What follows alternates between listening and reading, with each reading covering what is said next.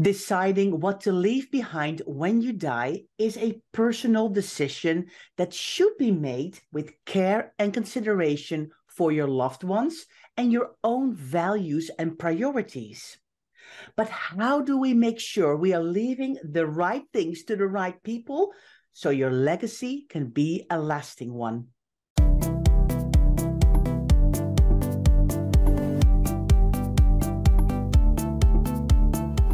You're listening to the Declutter Hub podcast, bringing you tried and tested, no-nonsense tips and advice from the leading experts in decluttering and organising your home. Now here are your hosts, Ingrid Jansen and Leslie Spellman.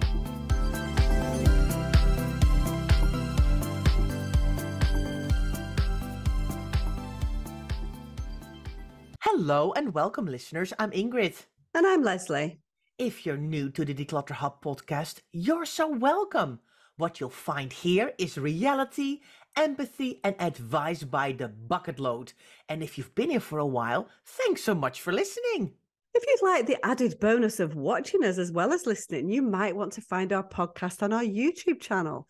Search for the Declutter Hub and you can see us chat each and every week. Don't forget to subscribe to our channel so it pops into your notifications each Friday too. So Ingrid, we have our new little segment, which is all about people who've sent us emails and reviews about the podcast specifically. And so we had one this week from JMD317, and she sent that in via Apple Podcasts. Very nice. Thank you, JMD317. I'm always intrigued to know who it is, though. Do you know what I mean? Whether it's someone in our world. So JMD317, show yourself and see if we know who you actually are. So she said, love the intro, outro music and the hosts. Thank you. Please always keep the intro, outro music. It literally gets me up and moving. I binged through until I got caught up, and you ladies and that music kept me bopping throughout my apartment, decluttering and assembling the new IKEA dresses I could fit into my decluttered closet. Love your friendship and banter. The best podcasts are when you are both on. Well, you're in luck today, JMD317. Because we are both on. But the problem that I've got with that is it's not that bantery of a podcast today.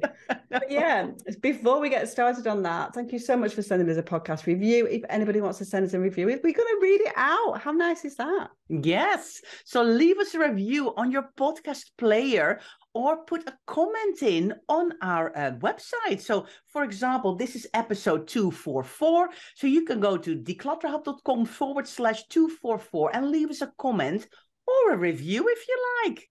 So a couple of things that I wanted to mention about JMD317's review, Ingrid. First of all, thank you so much for the intro, outro music, love. My brother-in-law did the outro music and he would love that you said that. So I'll pass on your kind words to him.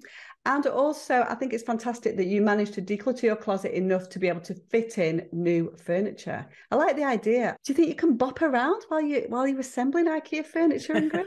I'm always a bit grumpy. I'm not really a great IKEA kind of assembly person. Do you like assembling furniture? And I stay well out of that. Yeah, that's my husband. He does that kind of stuff. I'm not involved normally. I'll make sure there's lunch and tea and drinks and things like that. That's far better suited. I'm staying away from the DIY and staying away, well out of the way.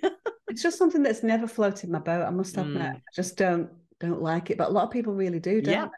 Get lost in the moment, but not sure about the bopping, but like that idea. So thank you so much for sharing. And as I said, today's podcast is not too bantery. I'm not sure we're going to be bringing the high energy levels today. We have to leave that for another podcast, because what are we talking about today, Ingrid? Yes, we're talking about how you can create a lasting legacy. So that sounds quite serious, and it is quite serious because, of course, it all has to do with the fact that we're all going to die. And that sounds a little bit like macabre, but at some point, nobody knows when, but we're going to pass away. But we've got this house is full of stuff. And what do you do with it all? And what's going to happen? And some people, of course, pass away unexpectedly. Other people know that the end is coming. Others, we all know we're going to die. That's no big secret, is it? We all know that we're going to die. But you can get prepared and organized for that. And we don't really talk about it a lot, do we? No, because it's not really bantery, Ingrid, is I it? But know. I think it's still essential for us to talk about it. So Yeah. let me go in with my first question that's just popped into my head. So you've raised a very valid point that some of us die unexpectedly, some of us know when we're going to die, and some of us die in very old age, right? So hopefully we've got the latter one, hopefully. Yeah. But when do you think is a good time to start to move on from building a home to starting to think about passing that home on? What kind of age would you think, Ingrid? You know what? That is a really difficult question to ask. I mean, probably a lot of people don't ever want to think about it. They're like, la la la, I'm going to live in my house the rest of my life and I'm going to die in my house and that's it. But a lot of people, I think, can't do that because their health prevents them from staying in their house. Some people already think when there's children coming into the family, they suddenly start to think about, oh, wow, I've got children coming into my family and I now need to think about my will and all of those things for in case something happens to me when the children are little. So I think that crosses people's minds when maybe people are pregnant or have just had a baby, or they've had a scare of somebody else in their environment and they thought, oh, we're not sorted about anything at all like that. I think maybe sometimes ill health starts to make people go into this and think, wow, actually, I'd never thought I would see the day that I would become poorly myself. That was one of the triggers that happened with my mom, because my dad was poorly for a long time and then she got poorly and then suddenly that gave her the whole idea of, oh, wow, okay, I need to get some stuff sorted here. So I think it really depends. But I think a lot of us try to be blissfully unaware for a long time. Yeah, definitely. And I think it's interesting actually, because I think people are becoming more aware of not passing on things for other people to deal with. So not passing we're in a decluttering podcast here. So not passing on your clutter to other people and really thinking that through. I think there was a book that came out a few years ago called Swedish Death Cleaning by Magnuson or Magnietta. Margareta Magnuson or something like that. Right, yeah. Something like that. A nice Swedish name. Yeah, I think it might be that Margarita, something like that. The two M's, I think. Yeah. Which is a great book, Swedish Death Cleaning. It goes through the basic principles of decluttering and thinking about creating this lasting legacy. I think there's also a lot of people who have kind of preempt that a little bit with the downsize. So a lot of people are trying to free up money out of their properties. Not everybody's staying in their big family home forever. They're downsizing and choosing to kind of free up money or have a simpler life or whatever that looks like. And so a lot of this is done at the downsize stage and not necessarily at a later stage. So I think there's different things. So I'm not at that stage where I'm thinking at this moment, yes, I've made a will. Yes, I've thought about those things, but I'm not thinking who's going to have what yet. And you're not even 50 yet, Ingrid. I know. I haven't thought about it either, Leslie. Soon. Yeah, exactly. Yes. Wait till Ingrid's 50. Can't wait. That's later this year. We need to do something for your 50th, don't we? Yeah, I think so. Create a legacy list. It's all downhill for 50. I know. But I mean, I do have a will. We have thought about, like, if something happens to me or my husband or who, with the kids and all, we have thought about that, but I haven't yet thought about, I want this clock to go to this person or anything like that. Yeah. And I think it's really important for us to explain what we're going to be talking about in this podcast. And so we're not talking about wills and powers of attorney and all of their legal kind of practical administrative matters. What we're talking about is stuff here, isn't it? And deciding on what stuff should go to what person, if at all. So let's get started. So how do we do it? So we're like, right, okay, one of these things has happened that has gone, you know what, I really need to do something about that. How do we get started? Because this is a big task, right? Well, Leslie, I think it starts with a list, which of course is one of the my favorite things that I love. I love doing a list. Just write some stuff down. And it doesn't have to be a fully comprehensive list, but things that pop into your head about what you own and what stuff do you have and what could possibly be of value, not even in monetary value, but maybe also sentimental value. Maybe you've got some jewelry or some artwork or, things like that. Start to think about a list. A list is good. Do you know what I think is going to be really important? I'm just thinking this through. This is a big project, right? So I feel, and you know what we think about a notebook? I feel this requires a notebook. Yeah. Yeah.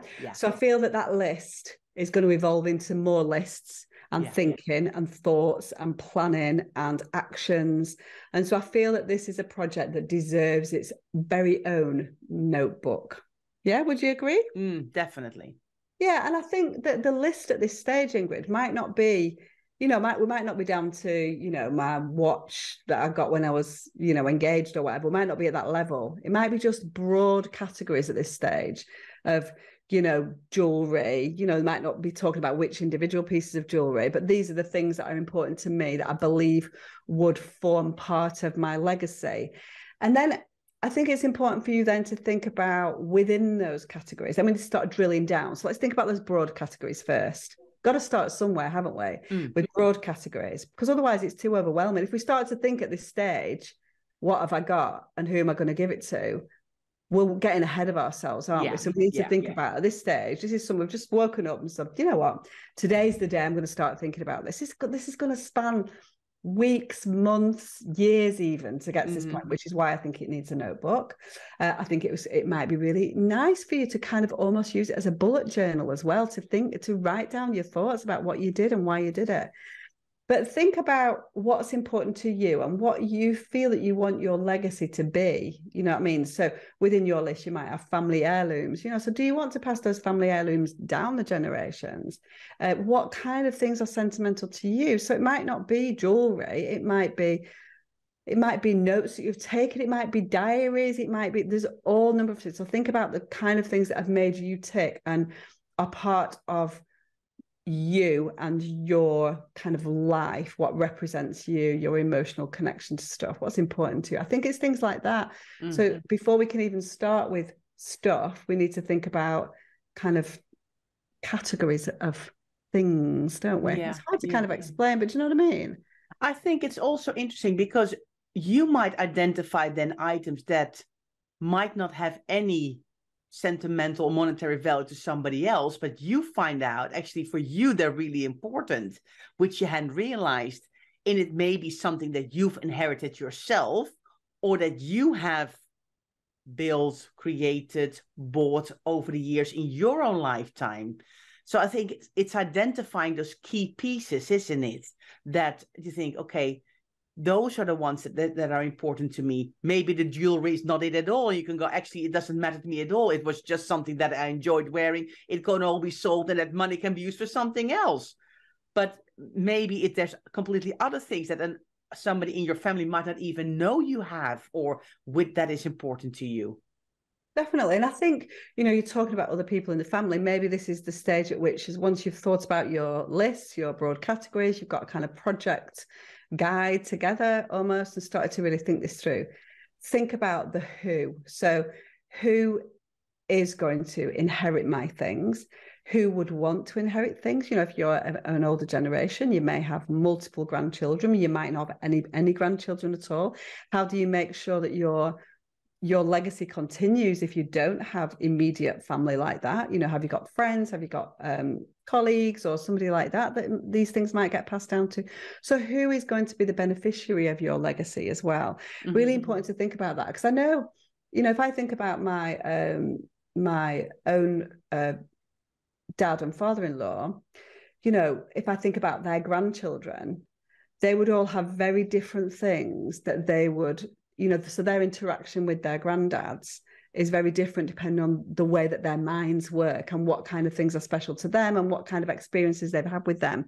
So I'd imagine that there would be different things that they would want to give to different people based on their experiences. And so it's not, you've not got, I've got 8 grandchildren, I've got 8 things that I need to split down. Hopefully there should be really obvious connections that you've had with people, which lead you down a path where, Leah would love that part of my life, or Luke would like that because that's the way that his mind works, or Nathan would love that, or do you know what I mean? That kind of thing. So I think it's really, important to think about them as well and what makes them tick and what might what they might want to reflect on later in life. And I think it's also, Leslie, important to start some of these conversations as well.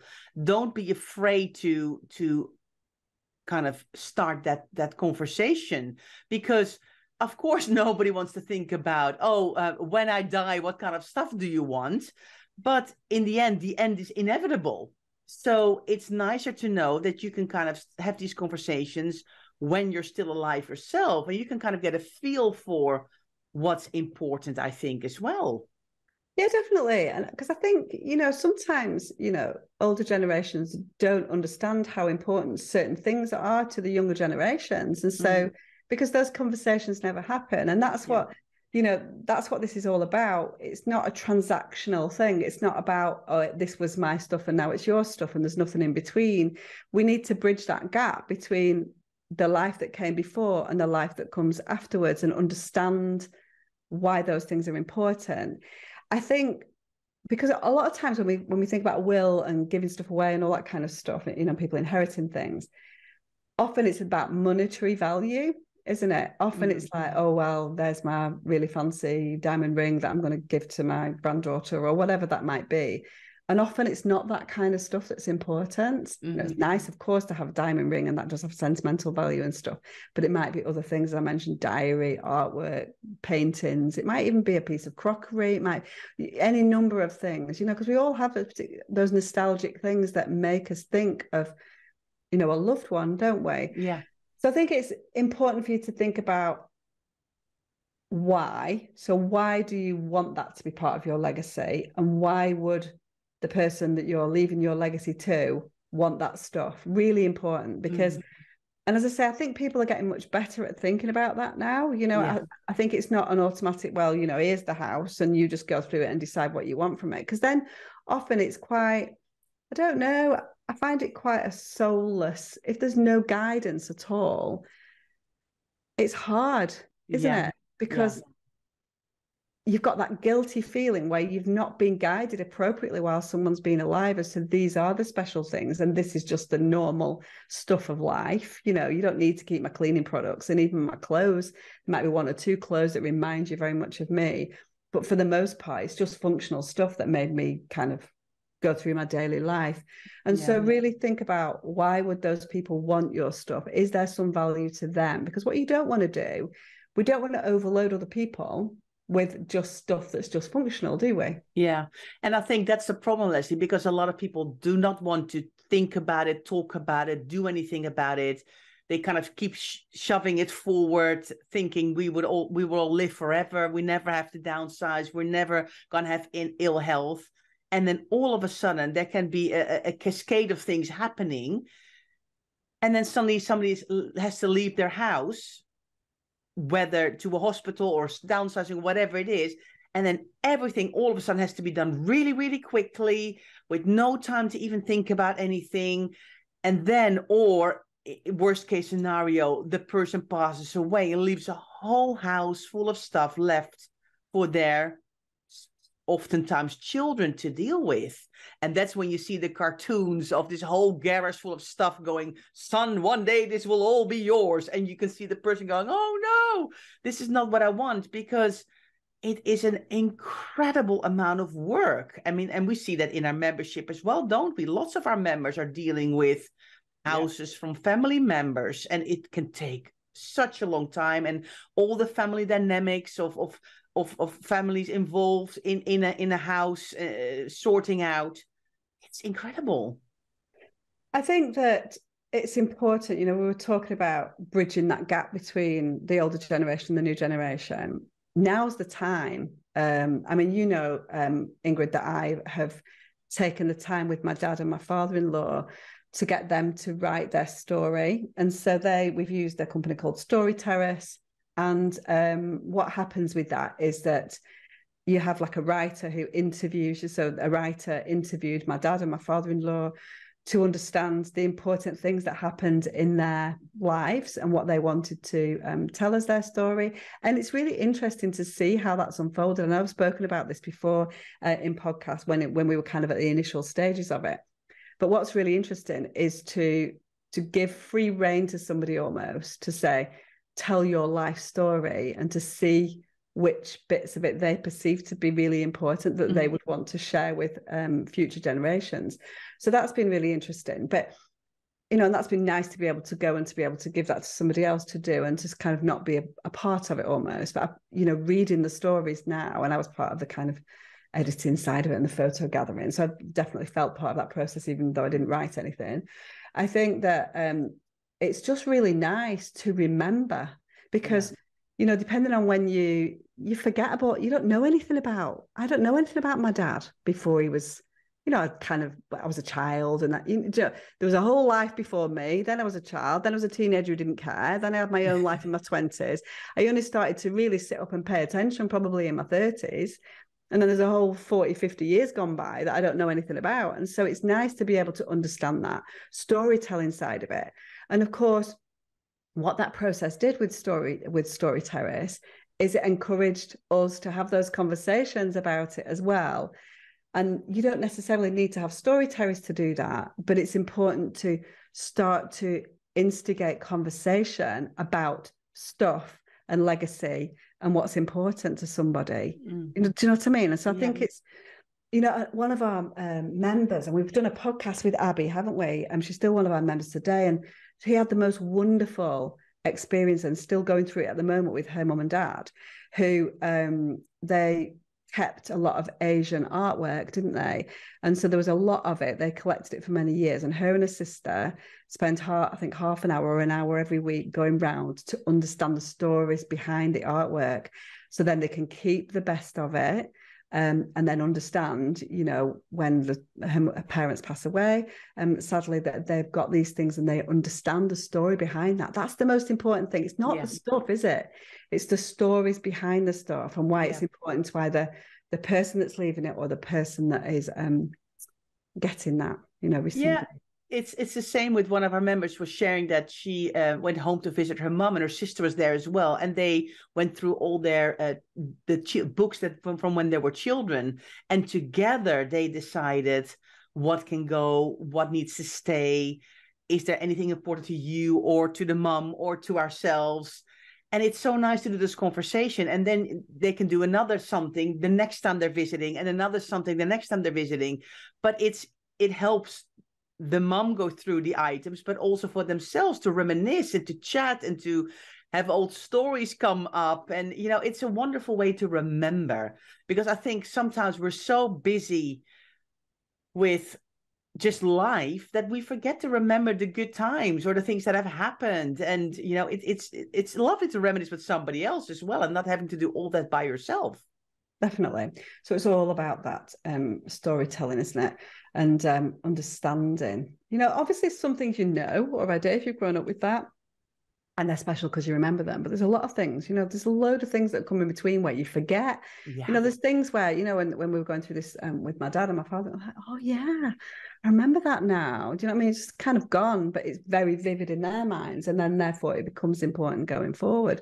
So it's all about bridging this gap. And this provides the perfect opportunity, because at the end of the day, our life quite often revolves around or has revolved, or there are things that emote memories through stuff. Not always. The memories are there, but quite often as people get older, it's the stuff that reignites those memories, and that's important as with the older generations. So why don't we go to a break, and then when we come back we can talk a little bit about how to kind of do it and things to think about.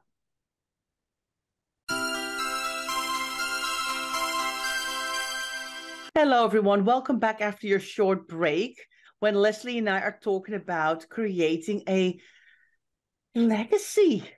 Not an easy topic, Leslie. I'm not going to be honest with you. This is not easy stuff to talk about, but so important. So important.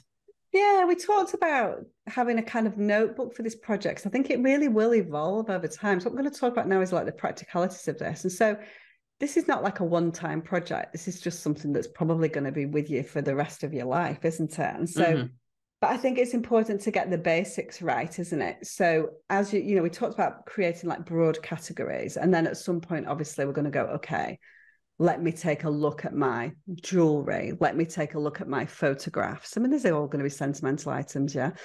And so let me look at all these things. Let me look at my books and think whether there are any books that I'd like to pass on. Let me look at my record collection from the 1940s and see if there's anything that I want to pass on.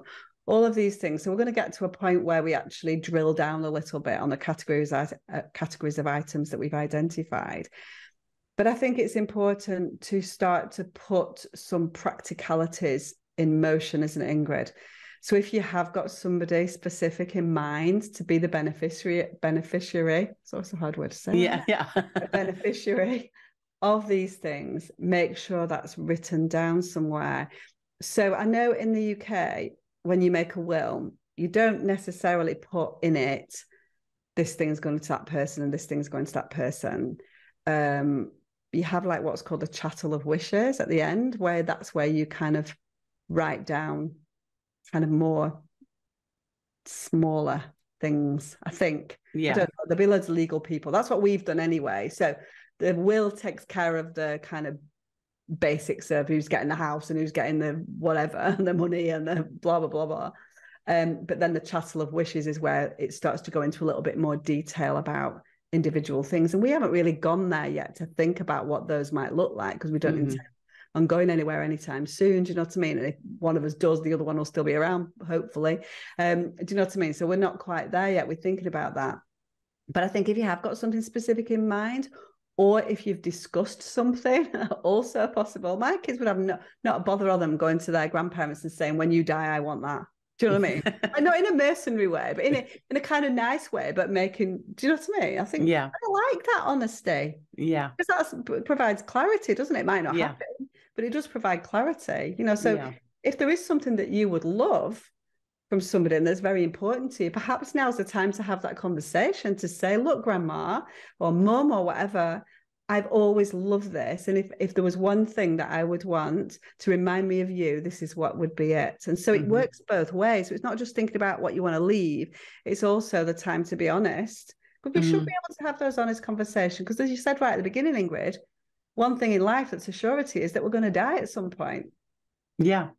And you know what, Leslie, we are still all talking about this, that these things are being done with a family that gets along most of the time. I mean, can you imagine if you've got a lot of, problems in your family with the will and who's getting the money, especially when there's normally lots of money involved, all of a sudden people get really all into it. But, if there can be, if the person who is going to at some point die can give some clarity to everybody else to this item was, I really want that person to have, that can help a lot. And that still might not mean that everybody will agree about it, but at least there's something on paper that can help with that process. Yeah, definitely.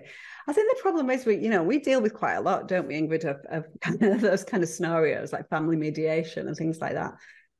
I think the problem is it's all, people are just a little bit nervous. People feel a little bit embarrassed to say what they want, don't they?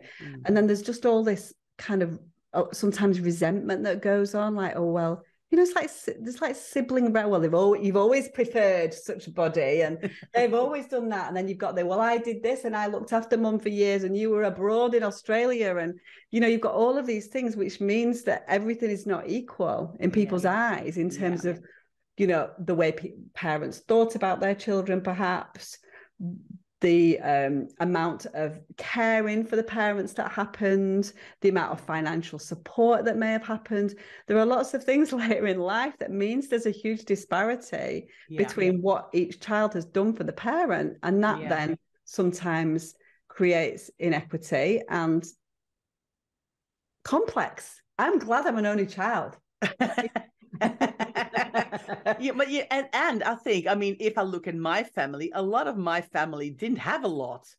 Yeah. So, that was easy. But now we've got lots more stuff. So it creates it can create a lot more problems. I think that probably the most important thing, and not that I'm any, expert in these matters, but I think if you can have open dialogue about these things, it's going to be a lot easier. So I would say think about that within your legacy as well. not leaving something behind that's potentially going to be explosive.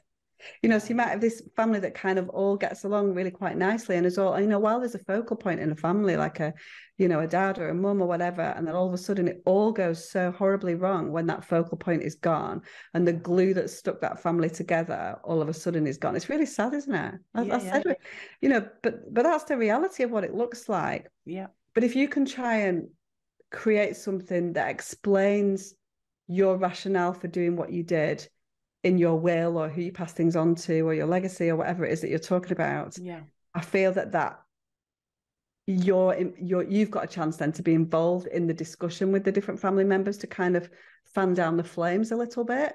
And so it's complex, you know what I mean? And every family is different, so much complexity within it. But I do believe that communication, as with most things, is going to pave the way to simplicity and calm a little bit more than perhaps if the communication has not been there, because people don't like to be taken by surprise. There's so many people, Ingrid, who are left with nothing when they thought they were going to get half, and then of course it causes huge amounts of resentment, and then it means that siblings fall out, and it's complex. I know. Why are we even talking about this on a decluttering podcast? I know. We're just like, deal with this stuff. But as always, it's the emotions connected to this stuff, what we talk about all the time. It's all the emotions. And whether that's your own stuff or stuff in your family or from your parents, it all has to be dealt with and sorted through. And some items might be a lot easier to do than other items. But if the person whose stuff it is can help along the way a little bit, even from after they've passed, it can really, really help. And I think that's the Swedish debt cleaning book that we mentioned is also thinking about. You need to think about what's going to happen. Is there stuff here as well that you think is nobody's business? Well, if that's the case, you need to make sure that it is sorted through, decluttered, shredded out of your house before the time comes. Because if there are things that you are like, that's history that nobody needs to know about, then you need to take action yourself. So if you found a box that said, "Don't open this," after someone had passed, go on, Ingrid. Oh, can you imagine finding a box that said, "This is my kind of most private thoughts. I wanted to keep it while I was alive, but now that I've passed, please destroy." Oh, Leslie, you're really putting me on a moral dilemma here. I think, I don't know. That would be very. Oh my God, I'm a very curious and nosy person. I'll probably give it to my husband, and he would go, right, let's throw this away. He would be very good. I would probably be in a wrench over it for months. I know Steve's completely black and white, so there'd be absolutely no why are you even thinking about opening something that somebody has said that they don't want you to open? Same. I'm just being honest here. I think I would go down I need to respect the person's wishes. Do you know what I mean? Yeah. I think there'd be a little part of me that's desperate to see what's inside. So I was like, you know what I mean? So they're never going to know. But yeah, no, I know that would be. I would say, I wish they would have thrown it away earlier, and I would not have had this. But I think I'm the same. In the end, of course, I would respect if somebody says, "Do not open this box. This is none of your business." I would not. But it would be like, wow, that would be like very. You'd always be wondering, wouldn't you? It leaves you with a kind of what was in the box? Yeah. So my dad said to me when he was writing this book with storytellers, he goes, "Well, there might be things that you find out about me that you don't like," and I'm like, "Oh my God, what's he done?" Do you know what I mean? Like, what's it? And I'm like, I read it like, what is it, Dad? There's like nothing in that book, and well, whatever. I'm like, it's just normal life. That's not like, thinking, oh, it's not something like illegal or whatever. It's like nothing. It's just like building it up to nothing. But for the avoidance of doubt, I definitely would leave those things untouched and unread. But I still think I'll be like, "Ooh, what was in there?" Do you know what I mean?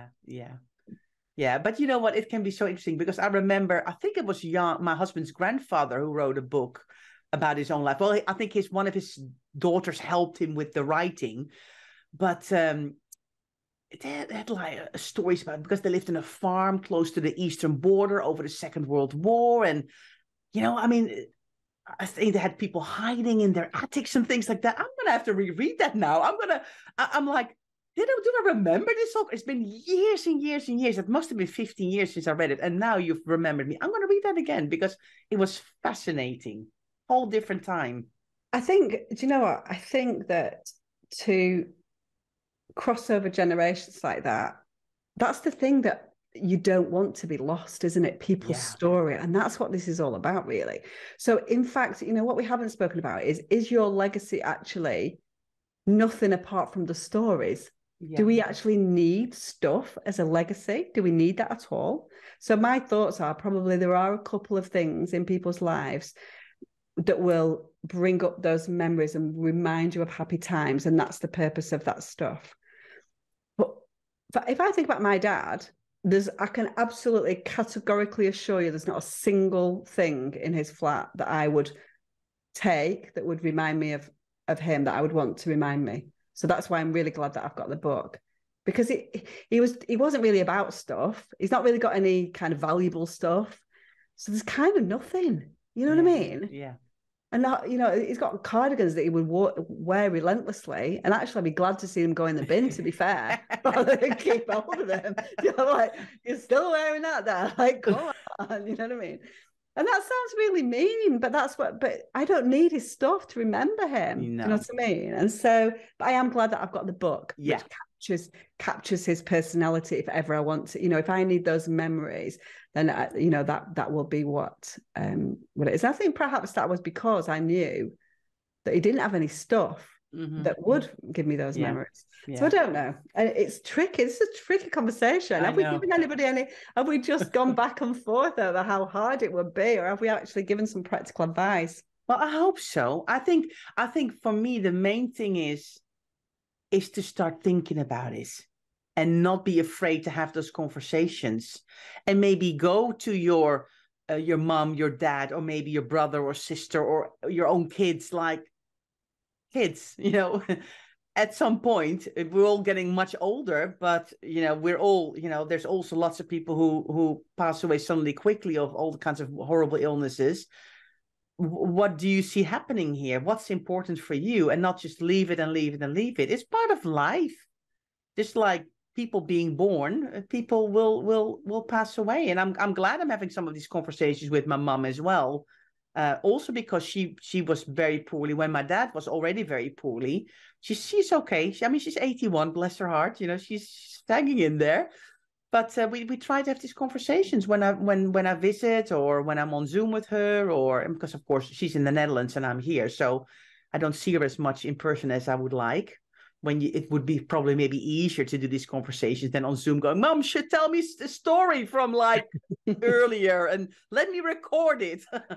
Because sometimes these conversations just happen, don't they, when you're not expecting them. So just as part of a social gathering or something like that. Yeah. And that's when you kind of need to think about these things.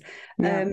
But, you know, you and I don't have any, the job that we do, we don't have difficulty having honest conversations. That's what we do as part of a job. We ask our clients some of these questions as well about what's important to them and stuff. So, you know, it'll come as no surprise that I've got no problem talking to my father-in-law and my dad about, you know, wills and stuff. And do you know what I mean? It's like, it's not difficult for me to do that, but I know it's difficult for other people, because it feels, a lot of people don't want to go there mentally and think about that, and don't want to suggest that they're thinking about that either. You know, you don't want to start talking to your dad or your father-in-law about the fact that they're potentially going to pass away soon. That's a difficult conversation to have, and a difficult concept to think about. I think a lot of people think that by talking about it, you wish people ill, but I think it's actually completely the wrong way around. I think by talking about it, you make something that's very hard to talk about discussable and do more in the right way. I think when people are, my sort of experience of my sort of the older generation is that there comes a point at which mortality is expected.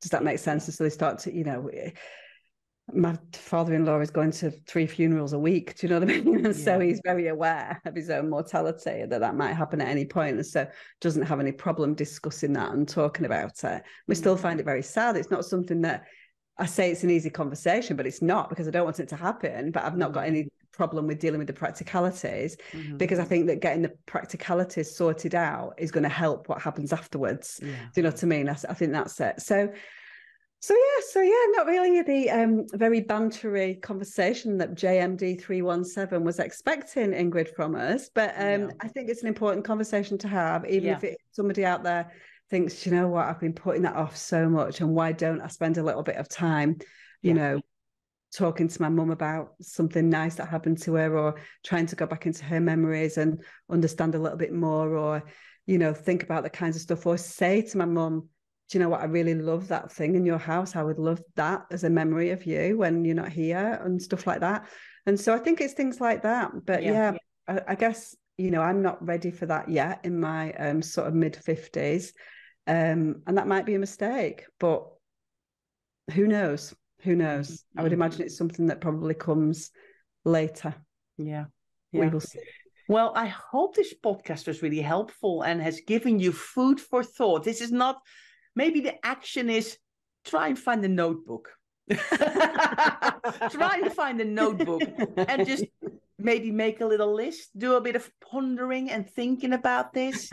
Let us know. We've gone into the deepest, darkest things, and all we can say is find a notebook and create a little list when we've said this is going to take decades to put together. Exactly. Well, maybe we need to start somewhere, Leslie. So, but maybe I would love for you to share your thoughts with us. So, declutterhub.com/244. You can leave a comment, or maybe leave us a review and tell us how you felt about this podcast. I would be interested to know if this has resonated with anybody, and if it's maybe touched a nerve, or if you're like, wow, I had never even considered this yet, and you've really made me think. Or Ingrid and Leslie, I cannot think about this yet, but okay, I'm on the journey with you here. So yeah, interesting. You know what I think a lot of people will think is like, oh my word, I've been meaning to make a will for the last 15 years and I've not got around to it.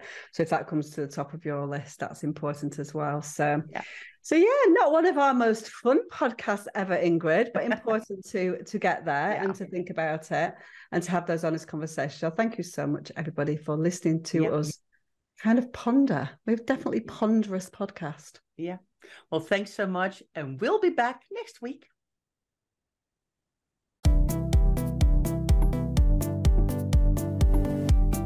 Thanks so much for listening to the Declutter Hub podcast. Don't forget to subscribe to us in your podcast player so you don't miss an episode, and we'll see you next week.